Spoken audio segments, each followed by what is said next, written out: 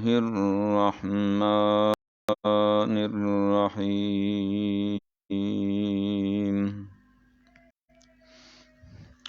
يدعو من دون الله ما لا يضره وما لا ينفعه ذلك هو الضلال البعيد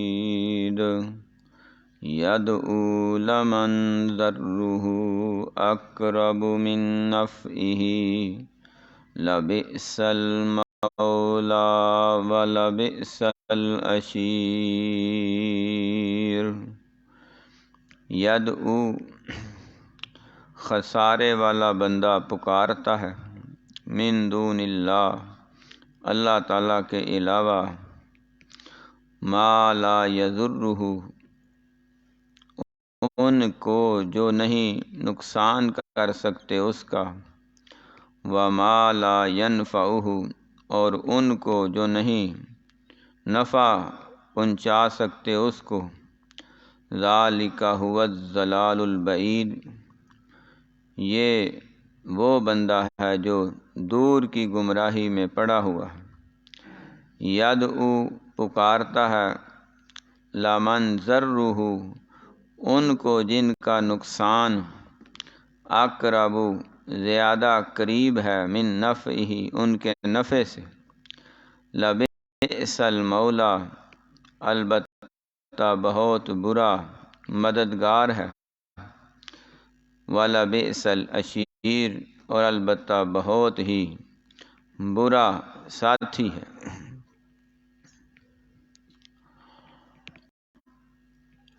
اللہ رب العزت نے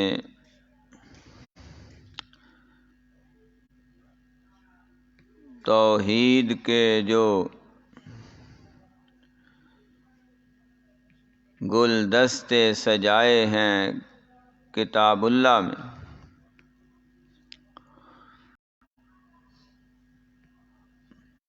ان کی خوشبو اتنی عالی شان، پر کیف، بہترین اور دل و دماغ کو معطر و منور کرنے والی،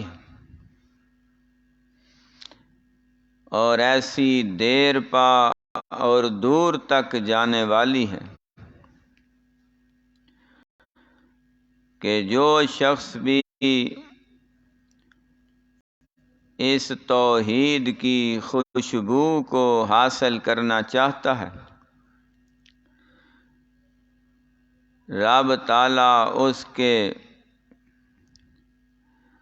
عقائد کی ایسے اصلاح فرماتے ہیں کہ شرک و بدعات کو، گمراہی اور جہالت و ضلالت کو اس سے مشرق و مغرب جتنا دور کر دیتے ہیں، اور پھر وہ قرآن مجید کی، فرقان حمید کی آیات بینات کی ایک ایک آیت کو اپنے اوپر لاگو سمجھتا ہے، پھر ہر وہ آیت جو توحید کا عقیدہ کھول کر بیان کرنے والی ہے، وہ آیت اس کے لیے ہدایت کا سبب بنتی ہے، راحت اور چاہت کا سبب بنتی ہے، وہ آیت اس کے ایمان میں اضافہ کرتی ہے، وہ آیت اس کے دل کا سرور اور دماغ کا سکون بنتی ہے۔ اسی لیے اللہ رب العزت نے ایمان کو توحید سے ہی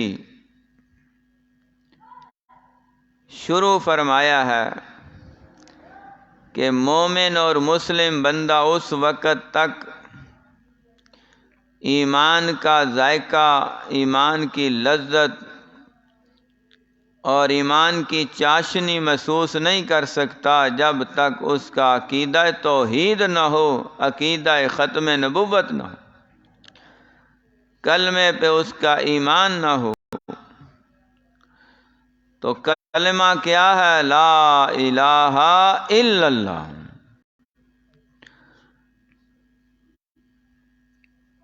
کوئی بھی الہ ہے ہی نہیں ہے الا اللہ، سوائے اللہ تعالیٰ کے۔ تو الہ کی جو تشریح ان آیات میں بیان ہوئی ہے، اس سے واضح، بہترین، اعلیٰ ترین، شاندار ترین کوئی وضاحت ہو ہی نہیں سکتی جو اللہ تعالیٰ خود فرما رہے ہیں۔ الہ وہ ہوتا ہے جس کو مشکلات میں، بلیات میں، آفات میں، مصائب میں غائبانہ دور سے پکارا جاتا ہے مدد کے لیے، اور عقیدہ یہ ہوتا ہے کہ وہ میرے نفع نقصان کا مالک ہے۔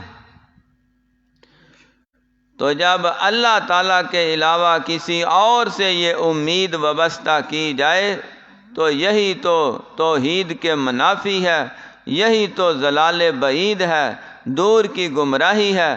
اسی کو شرک کہا گیا ہے، اسی کو ایسا راستہ کہا گیا ہے جو چلنے والا ہے وہ اخیر جہنم کی وادی میں پہنچنے والا ہے، جو چلانے والا ہے اس کو وہ بھی بڑی بری حالت میں ہے، بدترین کیفیت میں ہے، اس کا انجام بھی بہت برا ہے، دنیا میں بھی اور آخرت میں بھی۔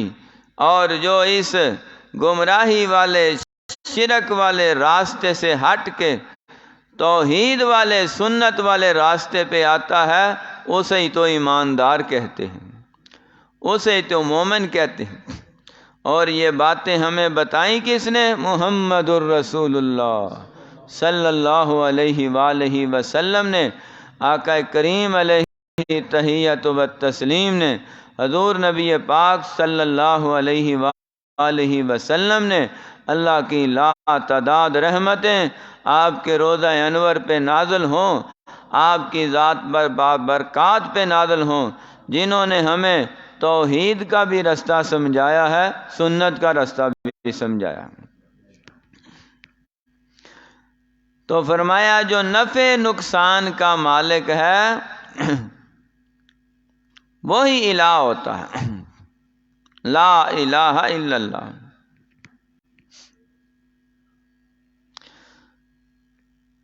یدعو من دون اللہ، اس کا تعلق بھی گزشتہ آیت کے ساتھ ہے۔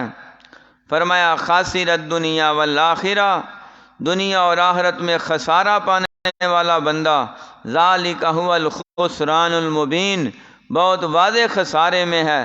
یدعو من دون اللہ، یہ اللہ تعالیٰ کو چھوڑ کے ان کو پکارتا ہے، ما لا یضرہ، جو نہ اس کا نقصان کر سکتے ہیں، وما لا ینفعہ، اور نہ اس کو نفع دے سکتے ہیں۔ نقصان کیسے نہیں کر سکتے؟ کہ اگر ان کو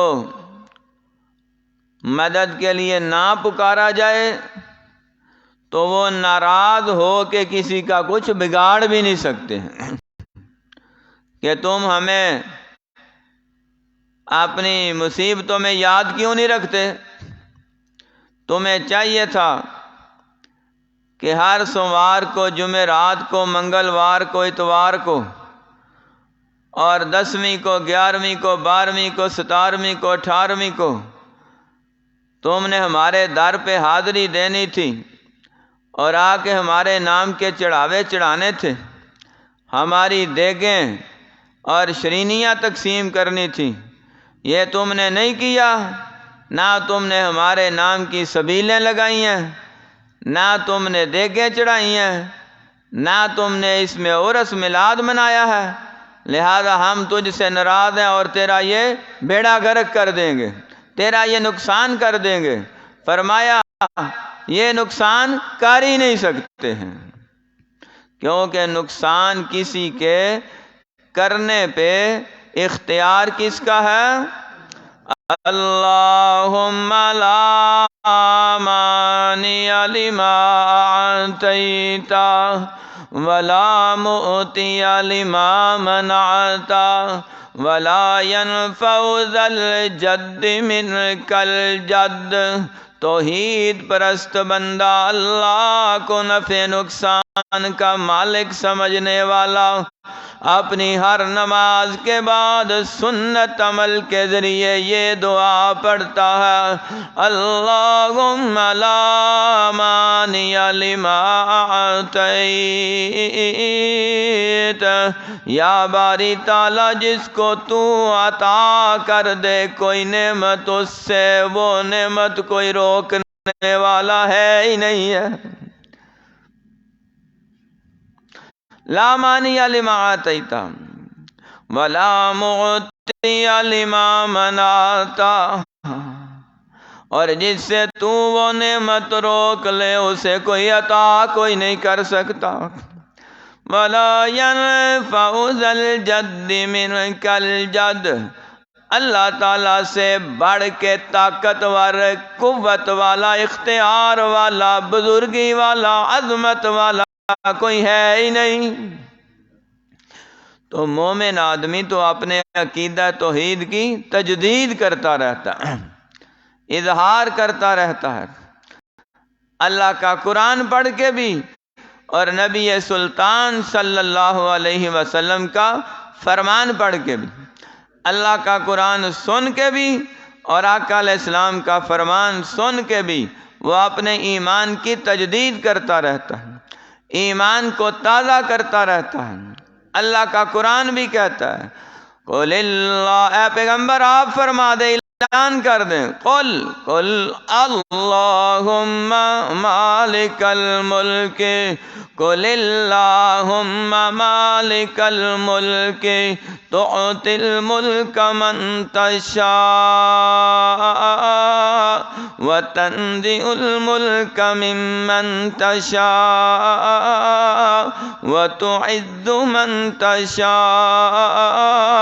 وتذل من تشاء بیدک الخیر انک علی کل شیء قدیر تولج اللیل فی النہار وتولج النہار فی اللیل وتخرج الحی من المیت وتخرج المیت من الحی وترزق من تشاء بغیر حساب۔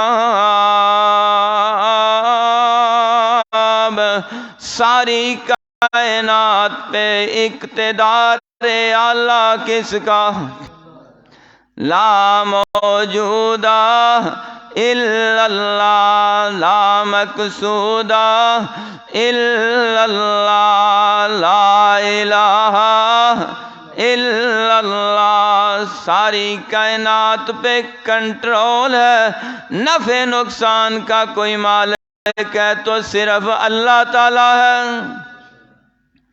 جس کو چاہے طاقتور بنا دے، جس کو چاہے کمزور بنا دے، جس کو چاہے تخت والا بنا دے، جس کو چاہے تختہ دار پہ لٹکا دے، جس کو چاہے کرسی پہ بٹھا دے، جس کو چاہے کرسی سے نیچے اتار دے، جس کو چاہے بیٹے عطا کر دے، جس کو چاہے بیٹیاں عطا کر دے، جس کو چاہے دونوں عطا کر دے، جس کو چاہے کچھ بھی عطا نہ کرے، جس کو چاہے مال و دولت سے نواز دے، جس کو چاہے اولاد سے نواز دے، جس کو چاہے جسمانی طاقت دے دے، جس کو چاہے روحانی طاقت دے دے، وہی رات اور دن کا پیدا کرنے والا ہے، وہی زندہ اور مردہ کرنے والا ہے، یہ سارے اختیارات کا مالک ہے۔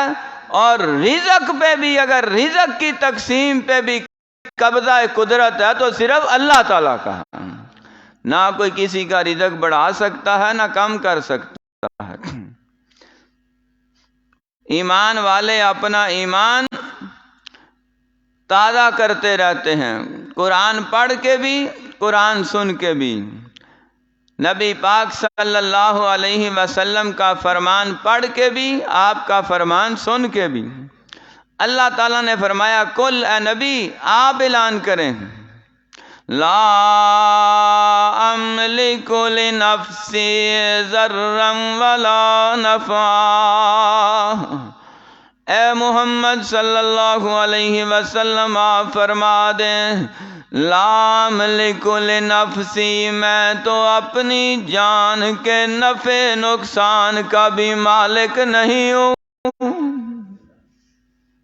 لو عالم الغیب لاستکثرت من الخیر وما مسنی السوء، فرمایا اگر مجھے پتا ہوتا آنے والے وقت میں کیا ہونا ہے تو میں پہلے سے اس کا تدارک کر لیتا، انتظام کر لیتا، مجھے کوئی نقصان پہنچتا ہی نہ۔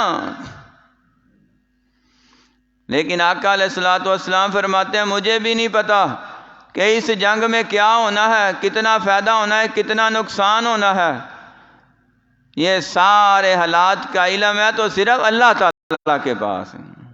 يَمْسَسْكَ اللَّهُ بِضُرٍّ فَلَا كَاشِفَ لَهُ إِلَّا هُوَ وَإِن يُرِدْكَ بِخَيْرٍ فَلَا رَادَّ لِفَضْلِهِ يُصِيبُ بِهِ مَن يَشَاءُ۔ اگر اے پیغمبر صلی اللہ علیہ وسلم اللہ تعالیٰ کا فیصلہ ہو آپ کو کسی تکلیف میں مبتلا کرنے کا، آزمائش میں مبتلا کرنے کا، کوئی جسمانی یا ذہنی تکلیف میں مبتلا کرنے کا، تو اس کو کوئی بھی نہیں روک نہیں سکتا، ٹال نہیں سکتا، دور نہیں کر سکتا، ہٹا نہیں سکتا، الا ہوا، مگر وہی دینے والا ہے، وہی ٹالنے والا ہے، وہی دور کرنے والا ہے۔ اگر آپ کو کوئی تکلیف آ جائے تو دور کرنے والا کون ہے؟ اللہ تعالیٰ۔ اور اگر آپ کو کوئی خوشی حاصل ہونی ہو، نعمت حاصل ہونی ہو، فتح حاصل ہونی ہو، تو کوئی بھی اس فتح کو اور اس نعمت کو آپ سے پیچھے نہیں ہٹا سکتا، وہ نعمت اللہ تعالیٰ آپ کو عطا کر کے رہیں گے۔ تو اللہ تعالیٰ نے اپنے محبوب سے بہت ساری تکلیفیں اور مصیبتیں آہستہ آہستہ کر کے ہٹا دیں، دور کر دیں۔ طائف میں ہی صرف پتھر لگے ہیں، اس کے بعد آقا علیہ الصلوۃ والسلام کی سالوں تک اللہ نے حفاظت فرمائی ہے۔ مکہ میں ظالموں نے آپ کے سجدے کی حالت میں اونٹ کی اوجری رکھ دی۔ پیارے نبی صلی اللہ علیہ وسلم کی پیاری بیٹی سیدہ فاطمہ الزہرا رضی اللہ تعالی عنہا اپنے معصوم اور ننھے ہاتھوں سے آ کے اس کو ہٹا رہی ہے۔ اللہ تعالیٰ نے اس کے بعد پھر آپ پر ایسی کوئی آزمائش نہیں ڈالی۔ الذی انقض ظہرک، وہ جو مشکلیں مشقتیں تھیں اللہ تعالیٰ نے آپ سے دور ہی کر دی ہیں۔ کسی ایک جنگ میں آپ زخمی ہوئے احد کے اندر، اس کے بعد پھر کئی جنگیں ہوئی، اللہ نے اپنے نبی کو محفوظ فرمایا ہے۔ تو کچھ وقت کے لیے تکلیف آتی ہے اور پھر ہمیشہ کے لیے اللہ تعالیٰ حفاظت فرما لیتے ہیں۔ پھر انعامات بھی وہ ملے، نعمتیں بھی وہ ملی کہ ایک وقت وہ آیا جب ایک ایک صحابی کے حصے میں 100 اونٹ آیا تھا۔ پھر وہ انعامات بھی ملے کہ جب ایک ایک کے حصے میں 1000 بکریاں آئی ہیں۔ پھر وہ انعامات بھی ملے کہ مسجد نبوی میں خزانے کے ڈھیر لگ گئے تھے۔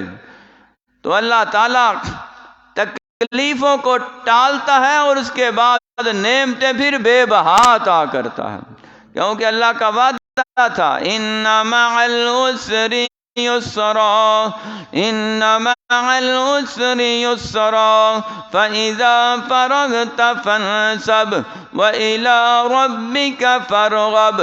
جتنا وقت تبلیغ سے بچ جاتا ہے آپ نفلی عبادت میں گزار دیں، ہم آپ کی مشکلات کو آسانیوں میں بدل دیں گے۔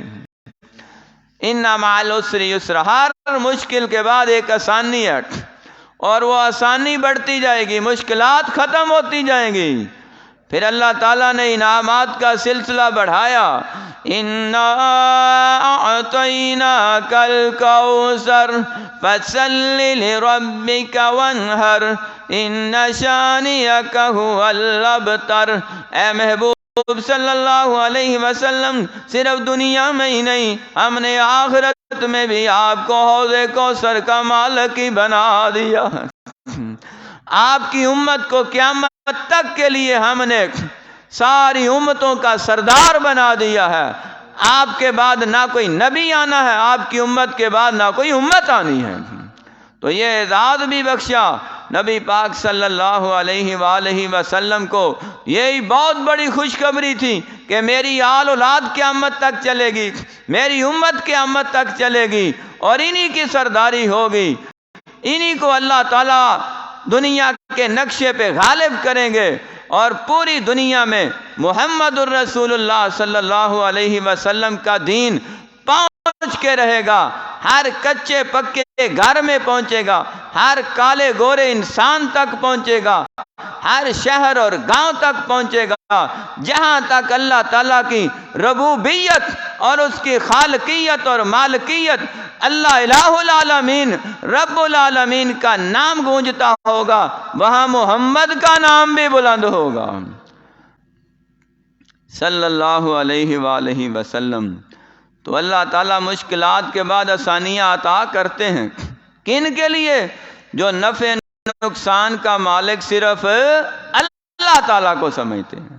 نبی پاک صلی اللہ علیہ وسلم نے مشکلات میں ابراہیم علیہ السلام کو نہیں پکارا، موسیٰ علیہ السلام کو نہیں پکارا، عیسیٰ علیہ السلام کو نہیں پکارا، نوح علیہ السلام کو نہیں پکارا، آدم علیہ السلام کو نہیں پکارا، جبریل زندہ سلامت فرشتے کو نہیں پکارا۔ آپ نے مدد کے لیے غائبانہ جب بھی مشکلات میں، آفات میں، مصائب میں، جنگوں میں، حالت امن میں، حالت جنگ میں آواز دی ہے تو زبان سے یہی نکلا، اللہم،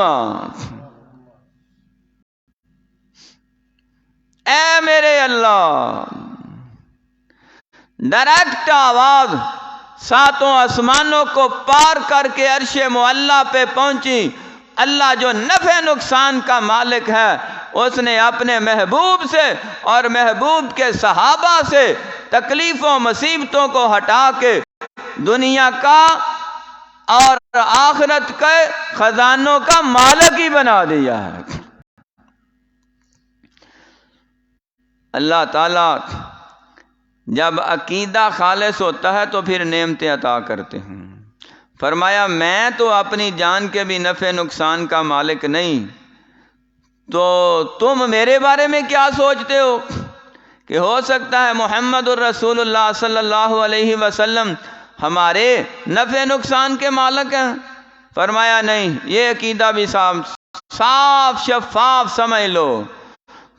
قُلْ إِنِّي لَا أَمْلِكُ لَكُمْ ضَرًّا وَلَا رَشَدًا، 29 پارہ سورہ جن میں فرمایا إِنِّي لَا أَمْلِكُ لَكُمْ ضَرًّا وَلَا رَشَدًا، میں محمد الرسول اللہ صلی اللہ علیہ وآلہ وسلم تمہارے نفع نقصان کا بھی مالک نہیں ہوں۔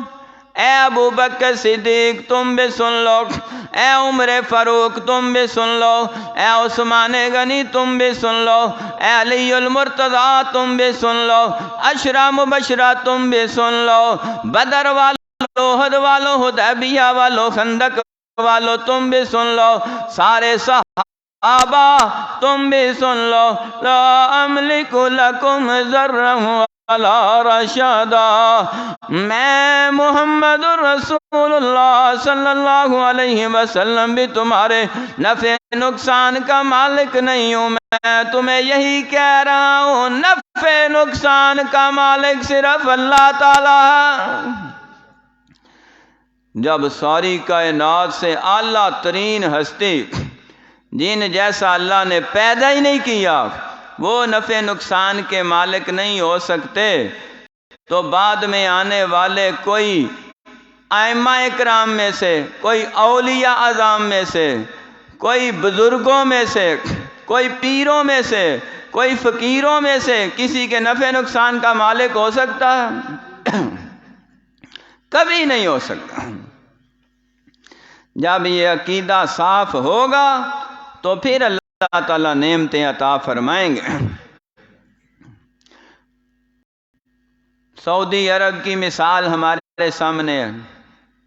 جب تک وہاں شرک کا دورہ تھا، اس وقت تک وہاں کے لوگ غربت میں اور مفلسی میں اس قدر پریشان تھے کہ سال بعد جو حاجی لوگ دوسرے ملکوں سے جایا کرتے تھے، ان سے راشن مانگ کے، گزارا کر کے، ان کے کام کر کے، مزدوری کر کے اپنا فائدہ حاصل کیا کرتے تھے۔ اور اب سعودی عرب میں فارن کنٹری کے غریب ملکوں کے لاکھوں لوگ وہاں جا کے مزدوریاں کر رہے ہیں، لیبر میں لگے ہوئے ہیں، ان کی نوکریاں کر رہے ہیں، ان کی ملازمتیں کر رہے ہیں۔ کئی بڑے بڑے پڑھے لکھے اور انجینئر لوگ وہاں جا کے ان کی خدمت کر رہے ہیں، ان کے کام کر کے اپنا کاروبار رزق چلا رہے ہیں۔ یہ اللہ تعالیٰ نے آنن فانن ایسا کون سا کرم کیا کہ ان کی اسی سعودی عرب کی زمین سے سونے کے پہاڑ بھی برآمد ہو گئے، تیل کے کنویں بھی برآمد ہو گئے۔ حالانکہ پہلے بھی تھے، ظاہر نہیں تھے۔ یک لخت ظاہر کیوں ہوئے ہیں؟ 1923 کے بعد جب شاہ عبدالعزیز نے وہاں پہ پورے سعودی عرب میں شرک و بدعات کا خاتمہ کیا ہے، اللہ تعالیٰ نے تیل کے کنویں بھی ظاہر کر دیے، سونے کے پہاڑ بھی ظاہر کر دیے۔ اب پوری دنیا ان سے پیسے مانگ رہی ہے، ان سے جا جا کے کشکول لے کے مانگتے ہیں۔ اور ان کو اللہ تعالیٰ نے یہ نعمتیں کس وجہ سے عطا کی ہیں؟ انہوں نے اپنے ملک سے شرک کا خاتمہ کیا ہے، نماز نماز نماز کی انہوں نے پابندی کی ہے، بادشاہ سے لے کے رایا تک، عام انسان تک نمازی بنا ہے۔ اور جو مالدار ہیں وہ دوسرے حقداروں کے اوپر بے دریغ دل کھول کے خرچ کرنے والے ہیں، قرآن پاک کی کثرت سے تلاوت کرنے والے ہیں۔ ان خوبیوں کی بنا پہ اللہ نے انہیں مالا مال فرما دیا۔ اور یہ وعدے ہیں اللہ تعالیٰ کے، اگر ہم بھی یہ خوبیاں اپنا لیں، ہمارے ملک میں بھی شرک و بدعات کا خاتمہ ہو جائے، ہر طرح کے حرام خوری کا اور سود خوری کا خاتمہ ہو جائے، ہر طرح کی فحاشی اور عریانی کا خاتمہ ہو جائے، اور یہاں پہ اقامت صلاۃ اور ادائے زکوٰۃ کا نظام مصطفیٰ خلفائے راشدین والی وہ بہاروں والا نظام نافذ ہو جائے، تو پھر دیکھیں پاکستان بھی دنیا کے نقشے پہ جیسے ایٹمی طاقت بنا ہے، ایسے معاشی طور پہ بھی یہ ایسی طاقت بنے گا کہ دنیا کے لوگ بھی یہ دیکھیں گے کہ پاکستان ترقی یافتہ ملکوں کی فہرست میں سر فہرست نظر آئے گا۔ اللہ تعالیٰ کا وعدہ کبھی بھی جھوٹا ہمارے عمل میں جھوٹ ہو سکتا ہے۔ انتم العالون ان کنتم مومنین، تم ہی بلند ہو اگر تم خالص مومن بنو۔ وعد اللہ الذین آمنوا منکم وعملوا الصالحات لیستخلفنہم کما استخلف الذین من قبلہم، فرمایا ایمان والے، صالح عمل کرنے والوں کو اللہ تعالیٰ خلافت عطا کرتا ہی کرتا ہے، جس طرح پہلے لوگوں کو عطا کی، بشرطے کہ تم خالصتاً توحید والے بنو، سنت والے بنو، ایمان والے بنو، دنیا کے نقشے پہ طاقت اور غلبہ تمہارا ہی ہوگا۔ ایک کشمیر نہیں، کتنے ہی مسئلے ہوں، ایک ایک کر کے حل ہوتے جائیں گے۔ جنہوں نے عرب فتح کر لیا، عجم فتح کر لیا، اور چلتے چلتے افریقہ کے جنگلوں تک پہنچے، اندلس کی ساحل تک پہنچے، ہندوستان کے دیبل کی ساحل تک پہنچے، ان کے پاس کیا تھا؟ ایک ہاتھ میں کلمے والی تلوار تھی اور دوسرے ہاتھ میں قرآن پاک تھا۔ وہ جہاں جاتے گئے ہیں راستہ صاف کرتے گئے ہیں، قرآن کی حکومت قائم کرتے گئے ہیں، اور جہاں قرآن آ جائے وہاں توحید نظر آتی ہے، شرک ہو ہی نہیں سکتا۔ نفع نقصان کا مالک کون ہے؟ صرف اللہ تعالیٰ۔ جو اللہ کے علاوہ دوسروں کو نفع نقصان کا مالک سمجھتے ہیں وہ عارضی فائدے میں ہیں، دنیا کے چند ٹکوں کی خاطر عاقبت برباد کر رہے ہیں، آخرت برباد کر رہے ہیں۔ عارضی طور پہ انہیں کوئی فائدہ نظر آئے گا، لیکن حقیقت میں وہ بھی گہری کھڈ ہوگی گمراہی اور جہالت کی، اخیر اس نے جہنم میں جا کے گرنا ہے۔ ابھی وقت ہے، ابھی وقت ہے، شرک سے توبہ کر لیں، بدعت سے توبہ کر لیں، گناہوں سے توبہ کر لیں، معصیت نافرمانی سے توبہ کر لیں، اللہ رب العزت کے خالص مخلص مومن اور مسلم بندے بن جائیں، اللہ رب العزت کے تابع دار، فرما بردار اور پیارے نبی صلی اللہ علیہ وسلم کے سچے پکے سچے امتی بن جائیں، پھر اللہ وہ نعمتیں عطا کرنے والا ہے جن کا ذکر اگلی آیت میں ہے، وہ انشاءاللہ کل پڑھیں گے۔ یدعو من دون اللہ،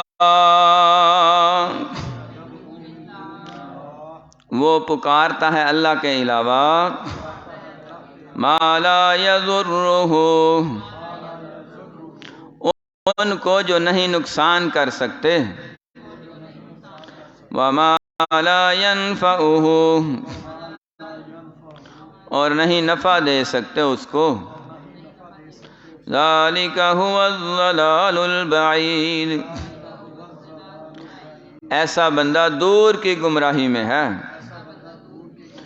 یدعو لمن ضرہ، پکارتا ہے ان کو جن کا نقصان دینا اقرب من نفعہ،